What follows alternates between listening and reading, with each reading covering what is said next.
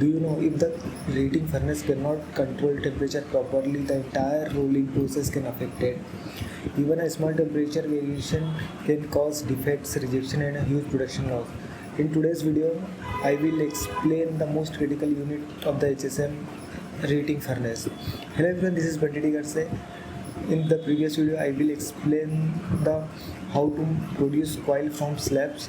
In today's video, we will go into the deep of reheating furnace, how it works, temperature zones and practical challenges.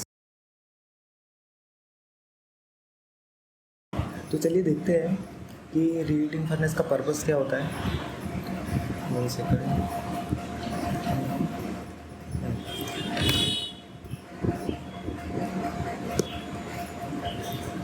तो reheating furnace के purpose की बात करेंगे। Purpose of reheating furnace होता है हमारा before rolling the slab is very hard and can not be deformed, so we heat the slab up to around 1200 to 1250 degree Celsius.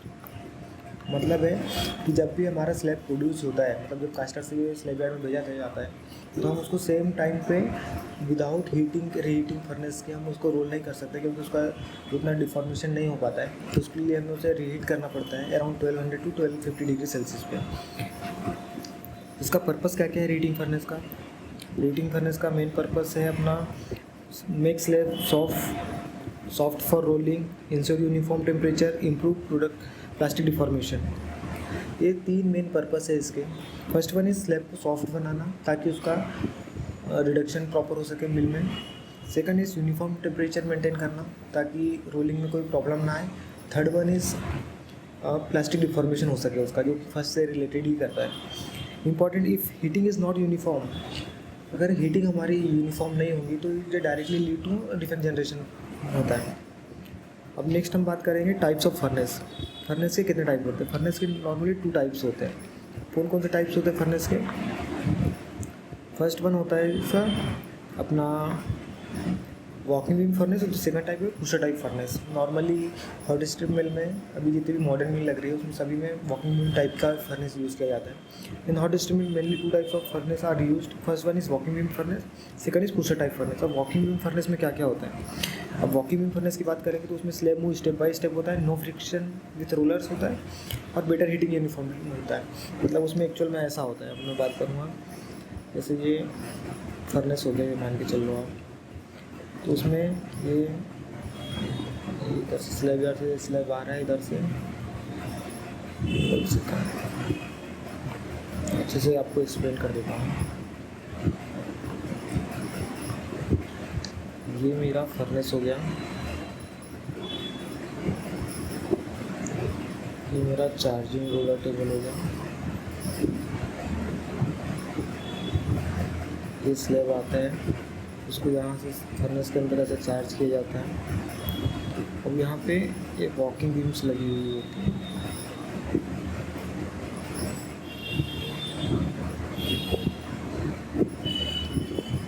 इसके उस स्लैब्स लगा हुआ था, मतलब ये वॉकिंग बीम्स है इस टाइप में। ये स्लैब इसके ऊपर आता है, देन ये अब स्लैब अब अपवर्ड डायरेक्शन में जाता है, देन मूव फॉरवर्ड होता है, देन डाउन होता है, देन वॉकिंग में रिवर्स आता है। तो इस प्रकार से ये स्लैब यहाँ से यहाँ, फिर नेक्स्ट ऐसा करके आगे जाता हुआ जाता है। आगे समझ में? तो ये प्रोसेस रहती है उसकी। अब इसमें हीटिंग कैसा होता है? हीटिंग की बात करेंगे इसमें, तो हीटिंग के लिए इसमें एक सबसे बेस्ट ऑप्शन है, इसमें बर्नर दिए होते हैं। ये बर्नर रहता है इधर इस साइड में, जोन वाइड डिवाइड रहता है इसमें। टोटल 12 बर्नर टॉप में, 12 बॉटम में, देन 12 राइट एंड लेफ्ट में। ये बर्नर जैसा हीट करते हैं,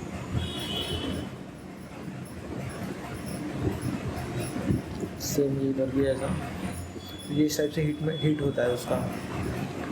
ओके, अब पुशर टाइप फर्नेस की बात करते हैं। पुशर टाइप की फर्नेस में क्या होता है? स्लैब और पुश्ड फॉरवर्ड, इसमें उसको सिर्फ धक्का दिया जाता है। मतलब जैसे ये स्लैब है तो उसको इधर से पुश करेंगे वॉकिंग बीम पे, पुश करके उसको ऐसे आगे मूव किया जाता है। देन इसके बाद स्लैब चार्ज किया जाए, उसको पुश के इसको पुश करेगा, ये इसको पुश करेगा, इस टाइप से चलते रहते हैं।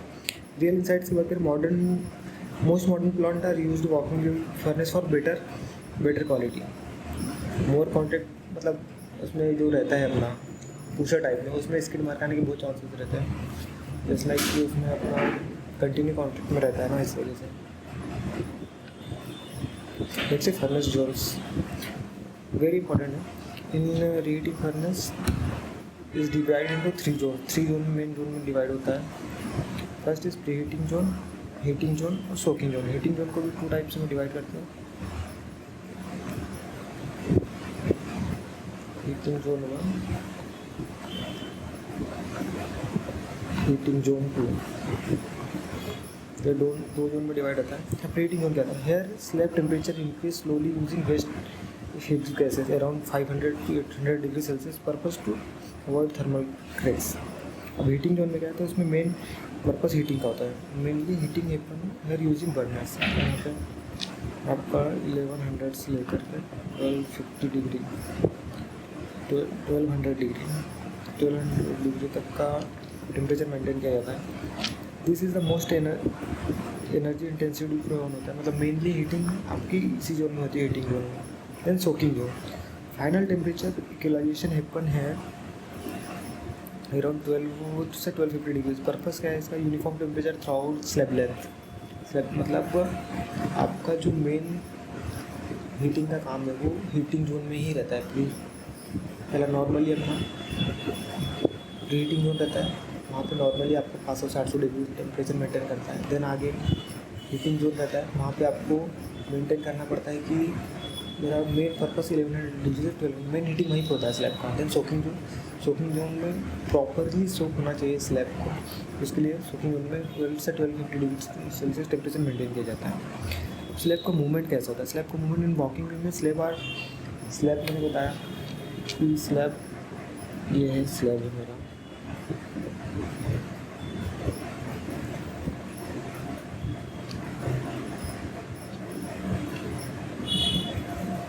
ये वॉकिंग है। तो ये स्लैब को पहले लिफ्ट करेंगी, ये वॉकिंग में लिफ्ट होती है, देन उसका मूवमेंट अपर डायरेक्शन में होता है, फिर थोड़ा आगे लेके जाएंगे स्लैब को, देन डाउन आती है, देन डाउन आने के बाद फिर रिवर्स अपनी पोजीशन पे आती है, A B C D। तो ये स्लैब पहले उठेगा मैं इधर आएगा, उसको वापस इस पोजीशन पे रखेंगे, देन फिसर जाएगा। Slab are push to continue, और पुशर टाइप में क्या होता है, कंटिन्यू पीछे से पुश किया जाता है, उसके कॉन्टैक्ट के थ्रू। इम्प्रॉपर मूवमेंट के कॉज मिसअलाइनमेंट हो जाता है। अब टेम्परेचर कंट्रोल कैसे होगा? Temperature control is the heart of the heating furnace. Control using आप थर्मोकपल के थ्रू यूज़ कर सकते हैं, थर्मोकपल के थ्रू टेम्परेचर कंट्रोल करते हैं, ऑटोमेशन के थ्रू कंट्रोल करते हैं, पायरोमीटर के थ्रू कंट्रोल करते हैं। रियल इनसाइट्स की बात करें तो ओवर हीटिंग से हमारा स्केल लॉस होता है और हीट लॉस होता है डायरेक्टली, और अंडर हीटिंग से रूलिंग का लोड इंक्रीज होता है और पॉसिबली कोबल होने के चांसेस बहुत ज़्यादा रहते हैं। Then common problems in real plants में क्या क्या प्रॉब्लम आती है? In real plant we face many issues just like uneven heating, scale formation, skid marks, burner failure और delay in charge and discharge. अब अनइवन हीटिंग से क्या होता है? अनइवन हीटिंग की बात करें तो उससे अगर मेरा हीट प्रॉपर नहीं है, अगर मेरा ये स्लैब है, ये स्किड मार्क है या फिर अनइवन हीटिंग है, तो इस पोर्शन में मेरा लोड इंक्रीज़ होगा। लोड इंक्रीज़ होने के बाद में क्या होगा, थिकनेस एंड विड्थ दोनों वेरी करेंगे, थिकनेस विड्थ दोनों का वेरिएशन होता है। सेकंड में scale formation oxidisation at high temperature, मतलब स्टेज आने के चांसेस रहते हैं और स्केल फॉर्मेशन ज़्यादा होता है। स्किड मार्क्स क्या होता है? Skid marks normally pusher type furnace में आते हैं, हालांकि वॉकिंग में भी आते हैं, ऐसा नहीं है। अगर ज़्यादा टाइम तक मतलब रेसिडेंस टाइम मेंटेन नहीं किया हम लोगों ने, जल्दी फास्ट रोलिंग कर रहे हैं, तो उस टाइम पर स्किड मार्क आने के चांसेस रहते हैं due to contact with walking beams या विथ रोलर्स बोल रहा हूँ उसमें। और burner failure lead to temperature drop होता है नॉर्मली, और चार्जिंग डिस्चार्जिंग डिले की वजह से अपना प्रोडक्शन फ्लो होता है। In my experience furnace problem directly impact on production flow या मिल क्वालिटी बोल सकते हैं। इसमें अब मेन रोल प्ले करता है operator, furnace operator. Furnace operator क्या करता है? An operator must monitor temperature continuously, adjust fuel air ratio, ensure proper slab tracking and coordination with rolling mill team।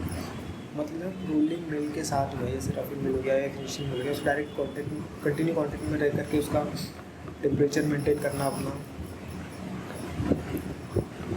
ज़्यादा भी टेम्परेचर नहीं होना चाहिए, कम भी नहीं, ज़्यादा टेम्परेचर आएगा HTS आने का चांसेस रहेंगे।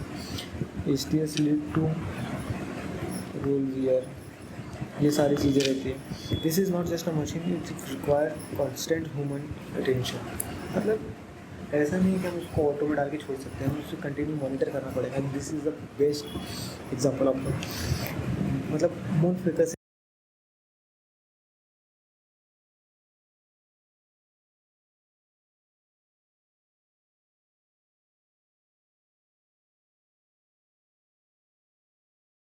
ये सारी चीज़ें हमने देख लिया। उसमें बहुत सारे अंदर भी बहुत सारी डीपली जाना पड़ता है कि क्या क्या इश्यूज़ रहते हैं, क्या क्या कितना गैस का फ्यूल चाहिए रहता है, कितना मिक्स गैस का प्रेशर चाहिए रहता है। तो ये सारी चीज़ों के बारे में हम लोग और किसी वीडियो में बात करेंगे। So this was the complete working process of furnace, RHF heating furnace.